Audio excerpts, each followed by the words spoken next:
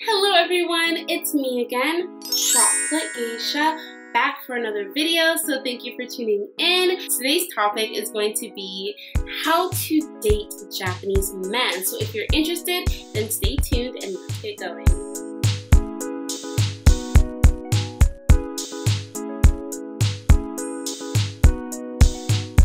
The love series continues through the interview, through all my videos that I've done on this series. I've had a lot of time to reflect on some of my experiences, and so I want to present this video to all of you. Before we get into it, I want to make a small disclaimer. This video is based on my experience. I am just one of many voices, and it is so important to remember to treat people as individuals. He is not his culture, he is not his language, he is not his country, okay? He is a guy who is interested in you and you are interested in him, and that's where these tips come in. In general, men are men wherever you go on this earth. Men like women.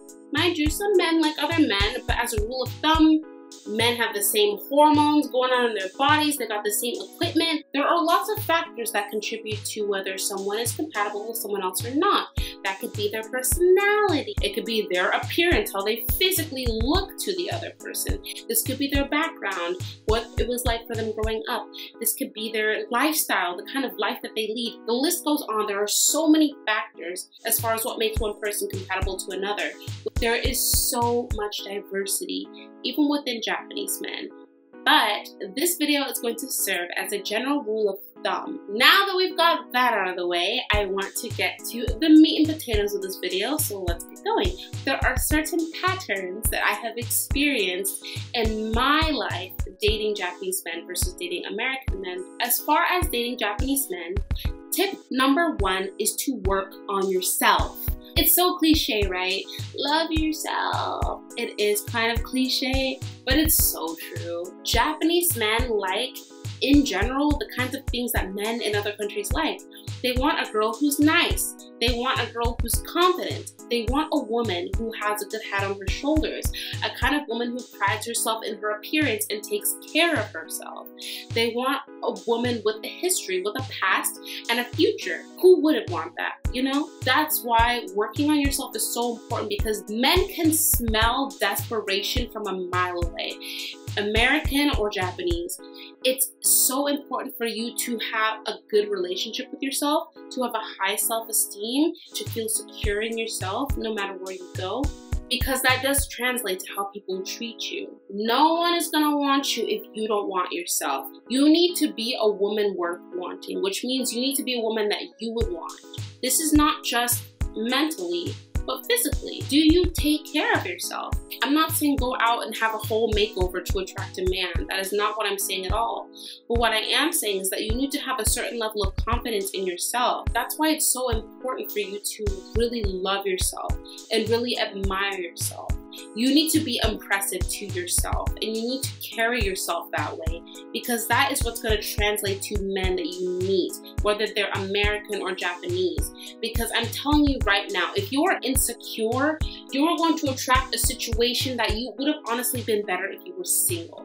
And I am just, that's the gospel truth. I am telling you right now, and I'm saying that from experience, because you do not want to date if you do not have high self-worth. It's important to have a good relationship with yourself so that you have the tools you need to succeed. Rule number one is important for any kind of man, anywhere around the world. But rule number two is specifically important for Japanese men. Learn Japanese language and learn Japanese culture. I have had a few Japanese boyfriends, but I have dated tons of Japanese men. I've been on more dates than I can count. And I will tell you right now that 80% of those people that I dated, that conversation was in Japanese. That social, cultural basis that we were meeting at was Japanese, and knowing Japanese language and knowing Japanese culture was that much more imperative to us being able to connect at all. Contrary to popular belief, Japan does not speak English like that. I've seen videos where people say, oh, you don't have to know Japanese to be a part of a Japanese community. You don't have to know Japanese to have a Japanese boyfriend. Yeah, you don't have to, but it sure does help. It sure does help. It does, because honestly, I don't know if it's just our Western mentality, but people do not speak English like that in a lot of places in this world. It's important to know Japanese, not just the language, but also the nuances of the language, the culture, and the humor. The humor is so big because people connect with humor. On this topic, avoid sarcasm, especially the physical kind, because people in Japan do not operate on that plane. There's not really an equivalent of sarcasm in Japanese, and believe me, I've tried and it failed. Learn their social cues, which is where culture comes in. Believe me, learn their social cues, because there's so much to learn about Japanese social etiquette. Some of you may know that I studied Japanese in school. Japanese is part of my degree, and as a part of my degree, we had to study this. Understanding Japanese society, learning their society, learning their culture is imperative to understanding them and where they're coming from. It's a big part of who they are as people, like their identity as Japanese people and what it truly means to be Japanese. Number 3 is to get involved in the Japanese community. So as much as this topic is about getting a Japanese boyfriend, do you have Japanese friends? Like, do you actually have Japanese friends? Do you have people that you talk to in Japanese? Do you have friends of Japanese descent? Do you even have a Japanese friend group?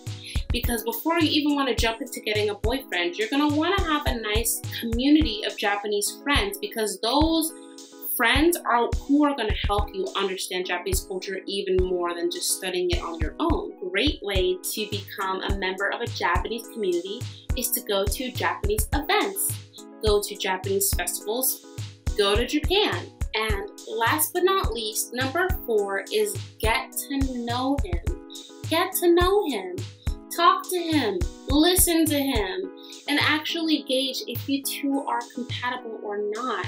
There's so many different kinds of Japanese men. A lot of that work comes on the job. Hear what he has to say. Listen to his story.